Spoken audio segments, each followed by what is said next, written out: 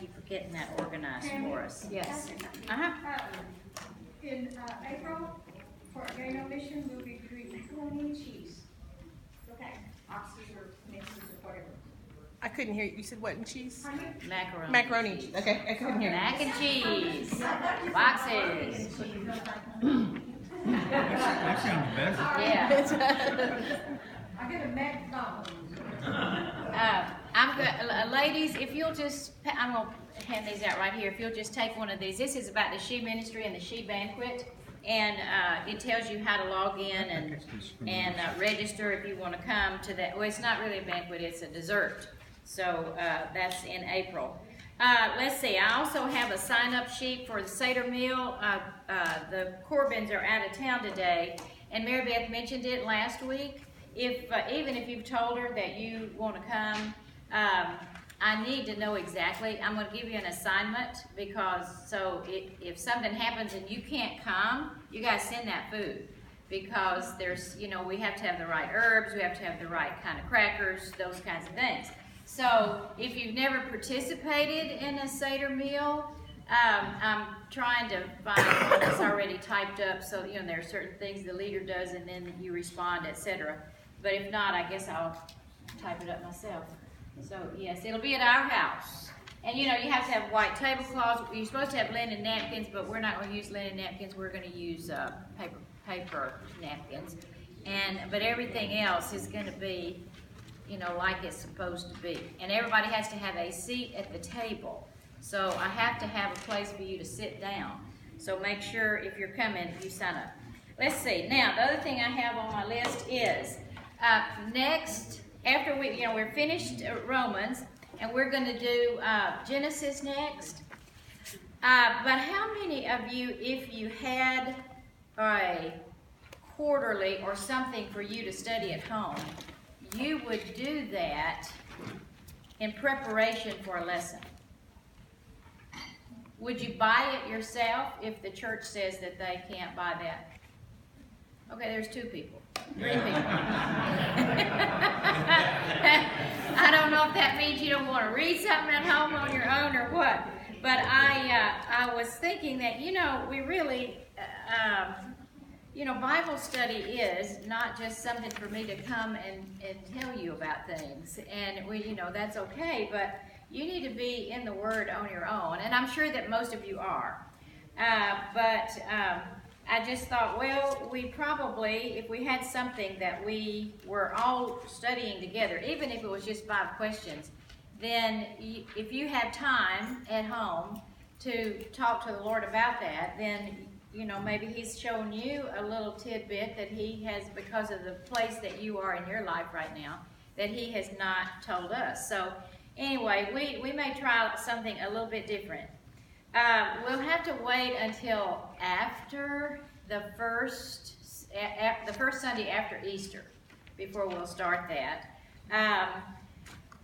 David Upchurch is, of course, Fred is starting a new class at 8:15. Ours will be at the 9:30 hour. 9:30? You're going to be at 9:30? Yeah, we're at 9:30. Okay. Well, who's teaching at the 8:15? Isn't that when David or church? That's Oh, when it's David's- Dave. Oh, that's right, David and Shannon. Okay. Yeah. Bill and Shannon. Yes, Bill and Shannon. And you're at 9:30. 9:30. So we need a man teacher, and David is looking for that. He's talked to several people actually, and but we won't know until that first Sunday how many people we're going to have. So we don't, and who's going where. Every time there's a change, people like to, if they're going to move, that's a good time to move. And so we'll just wait and see. And so don't worry. I thought about getting involved in it, and then I decided, you know what? The Lord will bring whom He chooses. So I'm just going to stay out of it and let the Lord do His thing. Meanwhile, we're going to start in Genesis the first week after Easter. Okay? Okay, we're going to talk about the trials of Jesus because, during the Easter season, I really like to read in all 4 Gospels. The Synoptic Gospels, Matthew, Mark, and Luke, generally have basically the same writings about Jesus' last day or 2 days on earth. John has a little bit more. Periodically, one of the other gospel writers will have a comment or two. But I like to read. I'm going to read from Mark because I want us to start thinking about what Jesus did, and I'm kind of getting ahead of myself in that I'm talking about his trials today after he's been arrested, and I'll give you a little more information about the Passover meal. There are two things that I want you to go home today and have clear in your mind. One is, how do you get 3 days? I'm amazed at how many adults, believers, do not understand how 3 days is calculated that Jesus was in the grave. And the second thing, as I was studying about this week, and I was telling Dwayne earlier, I really want you to see the physical nature and the distance that Jesus had to go when he was just being arrested and going through these trials. And that's why I've given you a map today, because we're going to talk about where he was, and I'm going to show you some pictures of locations, but unfortunately the streets today are not like they were when Jesus walked them. Some of them are still there, but some of them are not. And so I could not find where somebody had actually measured in distance where he was, how many miles he walked that night, because it was quite a distance for him to go.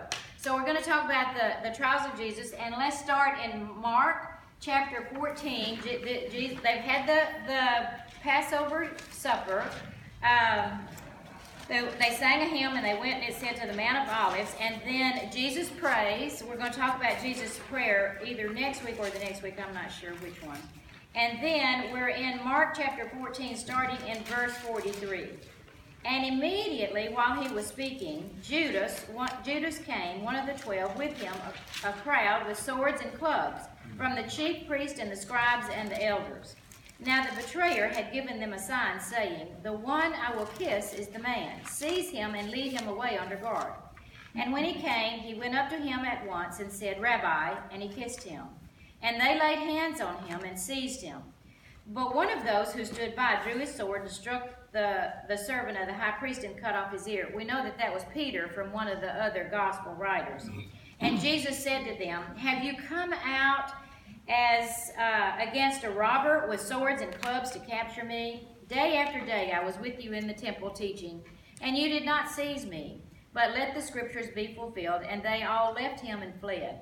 And then Mark says that this young man followed him, and they tried to grab his outer cloak, and then he left it and ran away. So Mark, even though it says he ran away naked, that's not naked like our naked. They had two things that they wore. It was like a sheath, like a one full garment, and then they had this outer cloak that is the cloak that he left behind, and it was just kind of like a vest, a long vest, if you will, made out of linen.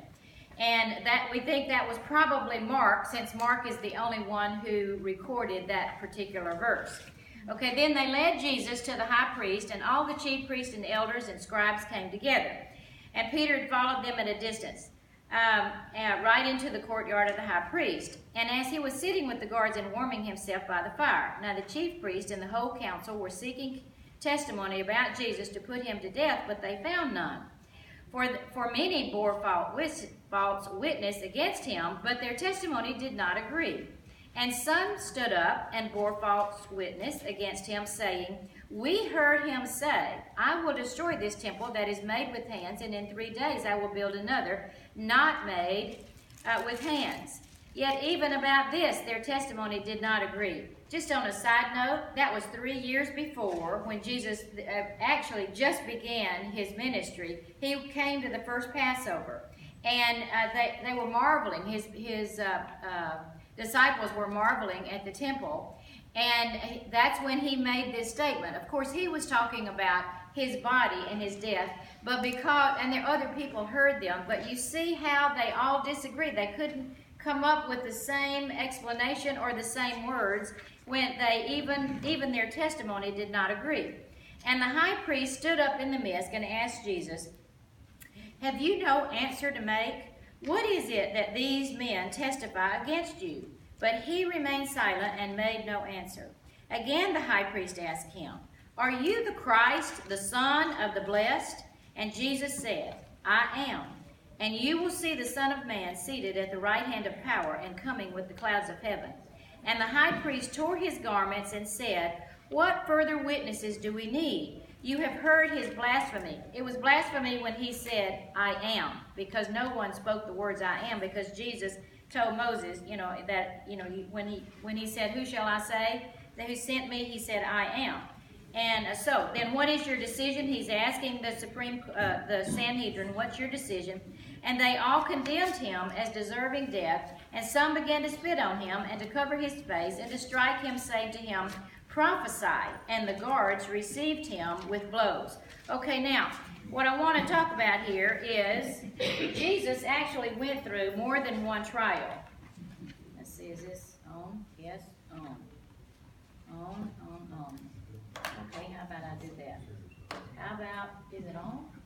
What are you doing? What? Did it go to sleep? There it is. Okay, but here we are. There were two trials that Jesus had. One was before the Sanhedrin, and that was the religious court. Then the other one was before the civil court or the governmental court, and that was before Pilate, and we know Pilate sent him to Herod. So each one of Jesus' trials, we'll see that first time that they took Jesus to the Sanhedrin, that was in the middle of the night. So we're going to look and see that there were times that you were supposed to bring people who were accused before the Sanhedrin, but it had to be in the daytime. If it was regarding a death sentence, and so they had to meet again the next morning. So look at your map, and I want you to see over there on the right hand side, it's your number 5, where the Garden of Gethsemane is. Okay, that's where Jesus was. Now when we look at a map, that just looks like, okay, not very far from where the Temple Mount is. You see where the Temple Mount is? Number 2 is your Temple Mount. And so Jesus went, they took him from the Garden of Gethsemane. Most people believe that he went in where it says number 1, I'm going to show you those gates. Then he went around the Tower of Antonio, which is number 7, because see, they would not have taken him through the temple area. And then they took him down to, see where it says House of Caiaphas at number 6? I'm going to show you where that is and what it looks like today. So that is, when you look at a little map, that doesn't look like it's that far. But I'm going to show you some pictures of how far that really is. And so from House of Caiaphas, number 6, we know that he then went to before Pilate. Now Pilate is on your map, number 8, where it says Palace of Herod. That's the Palace of Herod the Great. That is the Praetorium. If you want to write that out beside number 8, that's the Praetorium, and that's where Caesar would have been holding court, okay? Then he went to, before, Pilate sent him to Herod. Well, Herod was over at number 9, where it says the Hasmonean Palace. That's the palace of Herod Antipas. And Herod Antipas is the person who was in charge at the time of Jesus' death and his trials.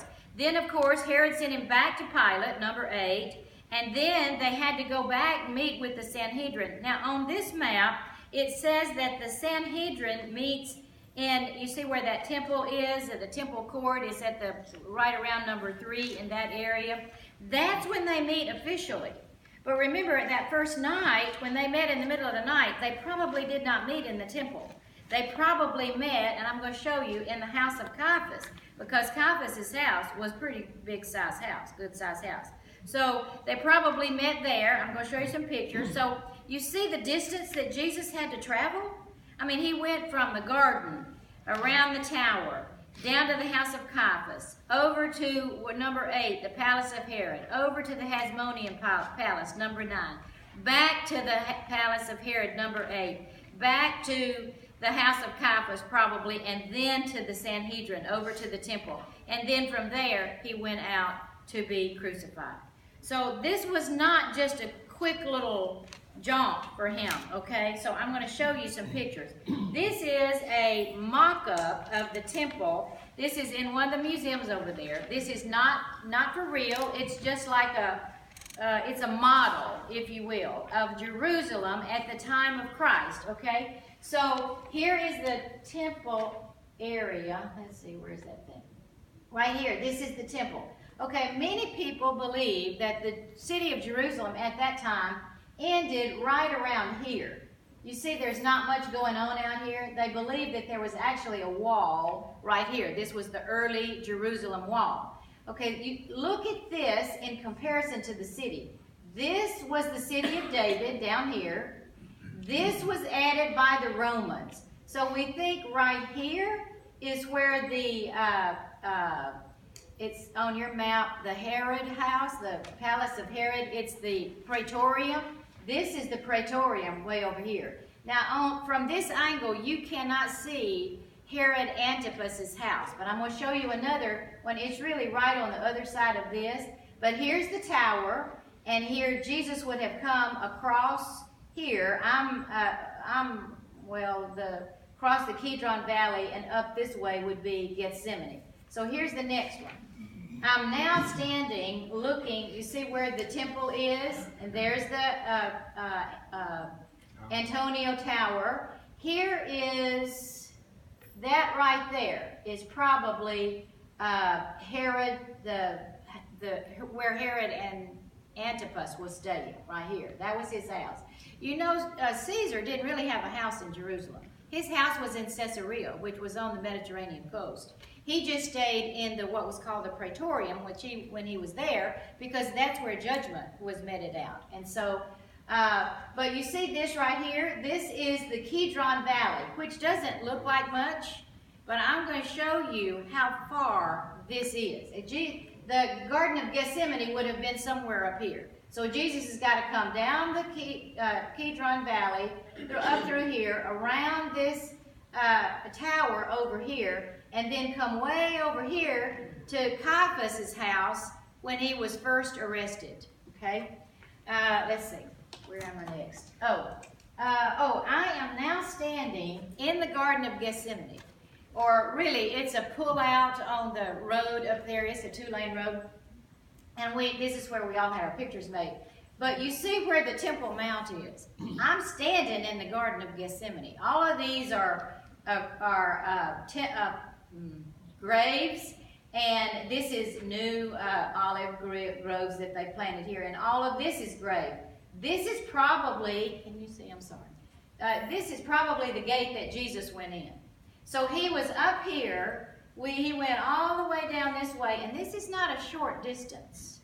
And then he went in these gates and went around the Antonio, Tower of Antonio, and then had to go way over here to Caiaphas' house.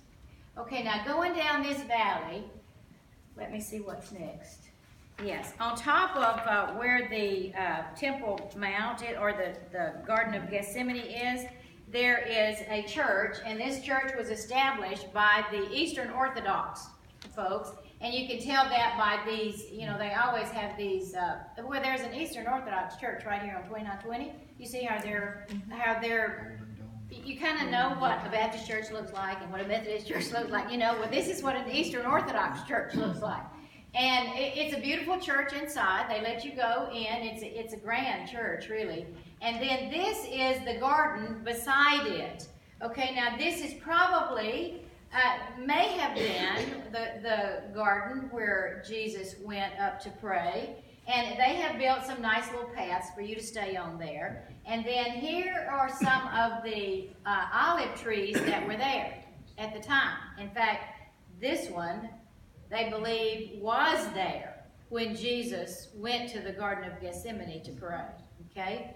Now, this is all very well maintained, but, and here's the path when you're walking down. Now, when I went with David and the church, we went to the Garden of Gethsemane, then we got on a bus, and we drove down to the city. But when I went with my son Vernon, he decided, you need to experience what Jesus had to go through. So he took us down the path. Okay, here we're going down this path, And then, now the church has built some nice steps for you. And I didn't count them. I wish I'd have counted them. I'm sure there's well over 2,000 or 3,000. It was unreal how long this path was. Of course, it's nice to walk that way now, but remember, Jesus didn't have this. And then, so there we are. Some of it they've just blacktopped because it's so long that they didn't make stairs all the way. And we did that on ours. We did that walk. You did the walk down? No, we didn't do the stair part, but we did this. You did this? Okay, and then here's when you get to the bottom. Did you get to the bottom? Did you get to on that part? I don't know. I don't remember everything. When you get to the bottom, right over here is a major street. It's a 4 or 5 lane road. So it's pretty far down there. When we got here, we were exhausted. I mean, it is a long hike from the Garden of Gethsemane down to just the bottom. It's pretty steep, yes. Now Jesus was walking on something like this. Pardon? The bottom of the Kids Run Valley, is that what you're saying? Yes. Now, this is a sample of what was left over. These are actual ruins. Now, they may look, at the time that Jesus was there, they may have looked more like this. So they were, the Romans were pretty good at building roads. In fact, I've taken some pictures of roads that Romans built in Rome. They're still there. Of course, they won't let people own them now but you can take pictures of them. But the Romans did a fabulous job of building roads. And that's, one of the things that when the Lord allowed them to take control, they built roads so that when Paul and the disciples were ready to spread the gospel, the roads were built so that they had access to people everywhere. So it was not easy. This was not an easy trek down that from the Garden of Gethsemane down to get into the city of Jerusalem. So sometimes, we could just read this and say they arrested him and they took him to the house of Caiaphas. Well, this sounds like, okay, he's there in 5 minutes. Not so. He had a long way to walk. Let's see what was next. Okay, so now they took him to, they said they were going to take him to Caiaphas. Mark did. But what I want you to see, Janice, would you read Deuteronomy 16, 18 to 20? Because remember, the Sanhedrin is like the Supreme Court. And they had rules that they were to abide by, just like our Supreme Court has rules that they are to abide by. And these were given to Moses. What did the Lord tell Moses? Appoint judges and officials for each of your tribes in every town the Lord your God is giving you, and they shall judge the people fairly. Do not pervert justice or show partiality. Do not accept a bribe, for a bribe blinds the eyes of the wise and twists the words of the innocent. Follow justice and justice alone, so that you may live and possess the land the Lord your God is giving you. Well, now that sounds like a good deal, right? You were supposed to be fair and be just and don't take bribes, etc., And so, but at the time of Jesus, that wasn't necessarily true. The Sanhedrin came into being. The Israelites did not continue to honor God alone. And so the Lord allowed them to be taken into captivity. And once they came back from that captivity, when they went into Babylon, as the Babylonian captivity, when they came back, that's when the Sanhedrin was established. There had always been people who would sit, they were considered at the gate going into any of the towns. There was always a city gate where men sat, and they were there to provide just judgment and make decisions about local decisions, okay? So that was their local authority. And so when people said that, when you read in the scripture that a man was sitting at the gate or her husband sat at the gate, that meant he was considered an honorable man, a just man, because they allowed him to have judgment over them. They didn't have an electoral system like we do, but they knew who would be fair, but their justice was also swift. I mean, they didn't wait around. We're going to see if you were guilty of murder or if you were found guilty, then pretty much in 48 hours you were somewhere, either good or bad. So the Sanhedrin was patterned after what the Lord gave Moses with 24 priests, 48 elders, and then the high priest. So there were 70. The Sanhedrin means 70. And then the high priest made it 71, so there was always a majority vote. When they had to vote, there was never even what we're going to do here. So anyway, so the Sanhedrin during Jesus' time was very corrupt. It was very politically motivated. Positions were bought. Most of them were. There was a lot of favoritism. There was a lot of what you believed. And the high priest at that time was appointed by Rome. And so that's what Caiaphas was. His family was in like flint with the Roman government, okay? So, now, they were supposed to take in, especially on a capital case, they were supposed to take in evidence. They were supposed to be impartial. They were supposed to have 2 witnesses. And it was supposed to be public, and we know that Jesus's was not public. And the person who was on trial could call witnesses, and they could present evidence, just like we have today. Okay? Now, read this with me. This is what happens when there was a false witness, and this is what the Lord told Moses. If a malicious witness rises up against a man to accuse him of wrongdoing, then both the men who have the dispute shall stand before the Lord, before the priest and the judges, who will be in office in those days. The judges shall investigate thoroughly, and if the witness is a false witness, and he has accused his brother falsely, then you shall do to him just as he had intended to do to his brother. You know, when you read that and you think, now, I wonder how many false witnesses we would have today if they knew, if whatever you're accusing this person of, if we find out you lied about it, then you're going to be guilty of it. How many, anyway, I just think how many would come forward and act like, and lie about things in court. I mean, it's unreal how many people lie. Okay, so anyway, if you have a capital case, that means you have the death penalty. Now, keep in mind, the Sanhedrin was really it was like a court of their Jewish law. And really, they did not have the authority to condemn to death, because only the Roman government could. However, the Roman government recognized that, they were a society of pantheism. They believed in all these gods. Any god, as they conquered countries, whatever god you had, that's fine. You could keep your god. We have our God. But the supreme God, of course, to them was Caesar, of course, because Caesar made all the rules. So, but even though the Roman government on the books was the sole authority for condemning someone to death, they gave the Jewish Sanhedrin authority to stone people when they did something that was against the Jewish religious laws. For example, if a Gentile tried to go into the temple area where no Gentiles were allowed, they could pick up stones and stone him.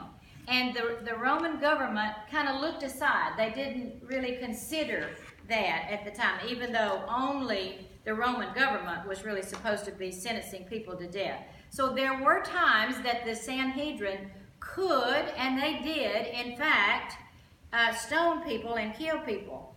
But there were some rules beyond the rules that God gave Moses. There were some rules that the rabbis had developed over a period of years regarding the death penalty. And here's a couple of them. They polled the council so that there was always a majority vote. Okay, if they said that they were guilty, they had to go home, and the next day they had to fast all day. Then they would come back that next day and they would vote again. They could change their vote.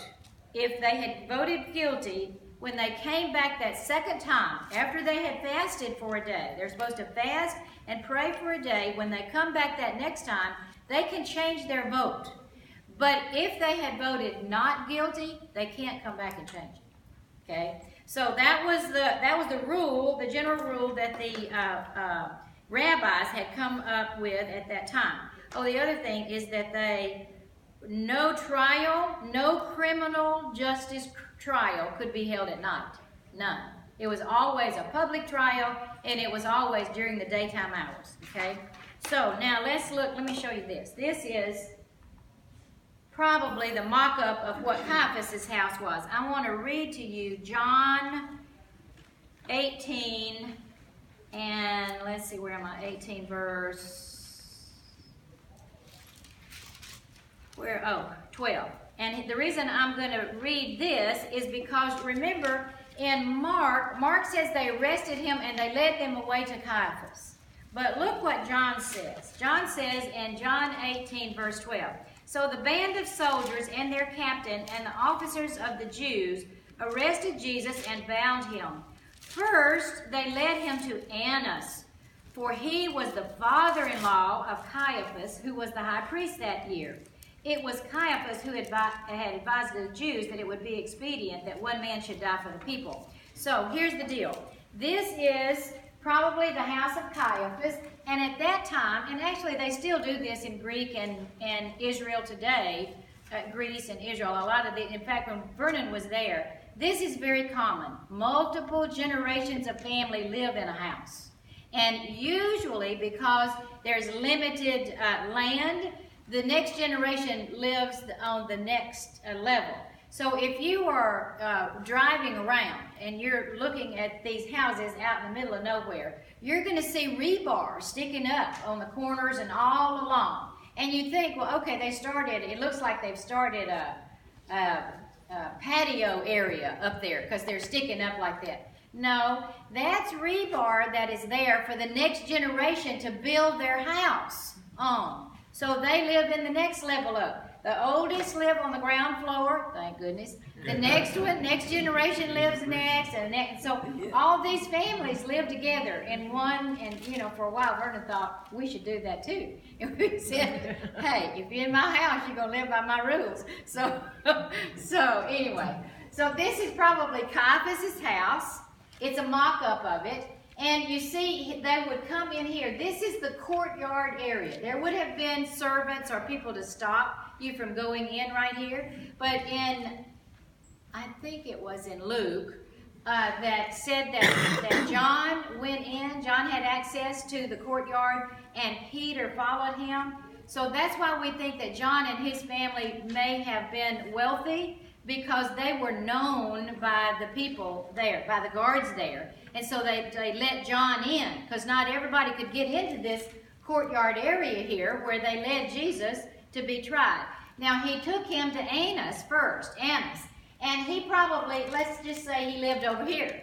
Well, now this may have been where Caiaphas lived, or Caiaphas may have lived over here, or maybe some of their brothers and sisters.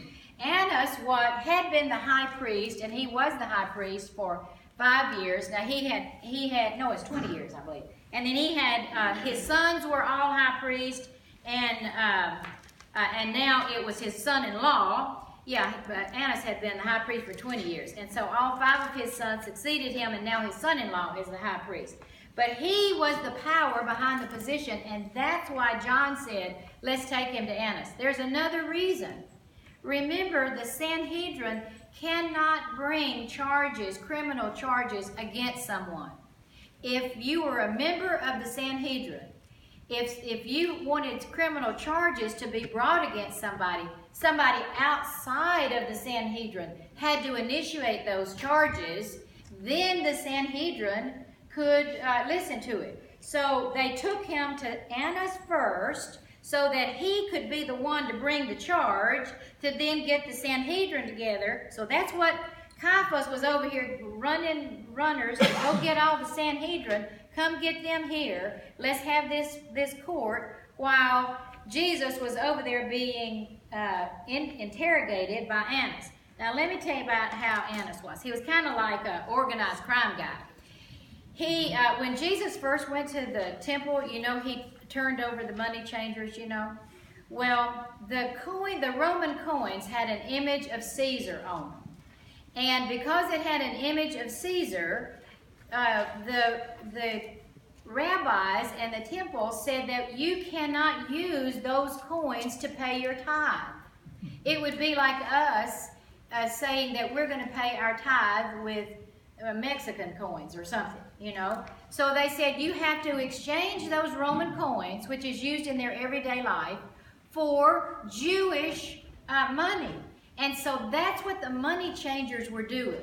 Well, in any time, just as you do today, if you change from one currency to another currency, you pay a fee. Well, that fee went to Annas and his family. So he was making sure that the people that he knew were going to give him this kickback for the fee of money changing, they got that, they were giving back to him.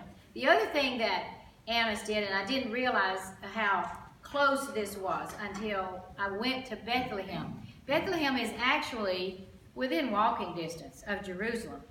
And now we went on a bus, or in a car, but when you go there, in the fields surrounding between Jerusalem and Bethlehem, that's where the shepherds produce sheep that are going to be used in the temple sacrifices.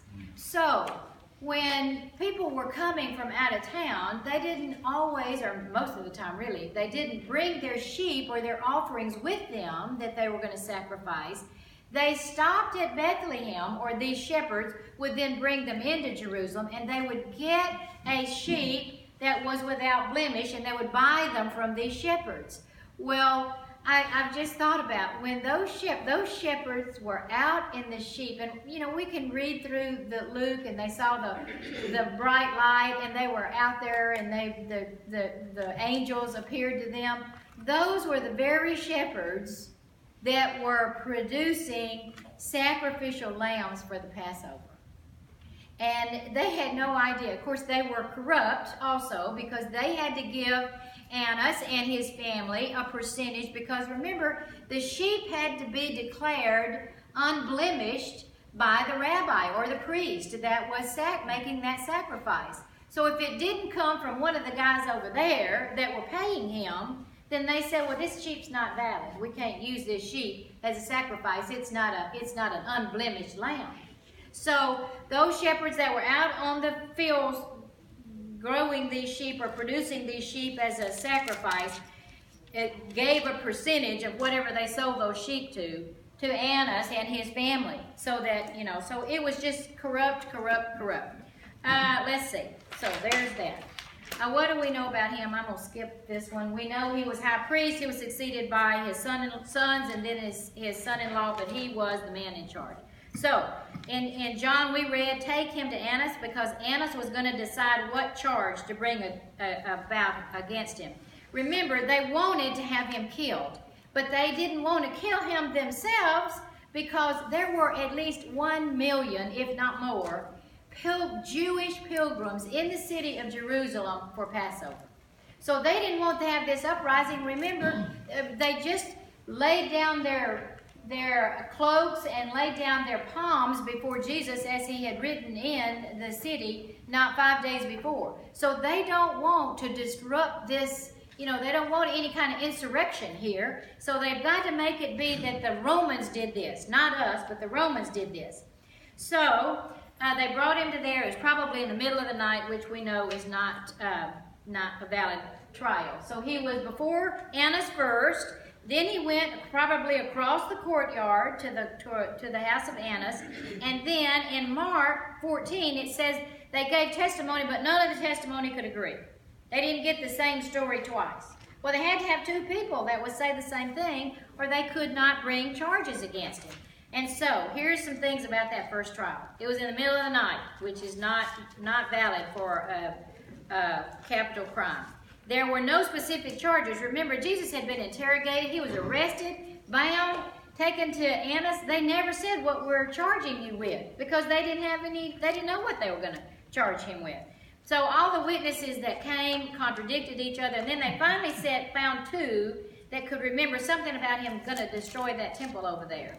Well, that's not, I mean, that may not be good, but that's not a charge that you could kill somebody for just because I'm going to, you know, destroy the temple. So then Caiaphas himself questioned Jesus, and that's what we read in Mark, and he said, Jesus, he asked him, "Are you the Christ?" And he finally said, "I am." And that was blasphemy. Now, in Leviticus 24:16, the Lord said, "Anyone who blasphemes the name of the Lord shall be put to death." So when he was charged with blasphemy, he could be put to death under Jewish law, not under Roman law. So now he tore his robes, which was another thing the high priest was not supposed to do. Oh my goodness. Okay, well, we're going to have second trial next week, I guess. But anyway, well, I want to finish the trials, at least the Jewish trials. So it's when it was day, he went, there was a hole in Caiaphas' house that Jesus was probably lowered into when someone came and they had a trial and they needed to keep him overnight, because remember, the trials were supposed to be in the daytime. They probably put him in a hole overnight. And there is a hole in this house in Jerusalem where they think that Jesus was lowered into this hole. And then the next day, they convened the real Sanhedrin, probably at the temple. So he was taken over to the temple then for the daytime. Well, we will have continuation of this next Sunday. I didn't realize I had that much stuff. Anyway, okay. Any thoughts or questions? I'm sorry. I guess I told you too much. I want to give you some background on Pilate too. Pilate hated the Jews, and I'll tell you why. When Pilate was first made governor of Judea, the people in general hated the Jews.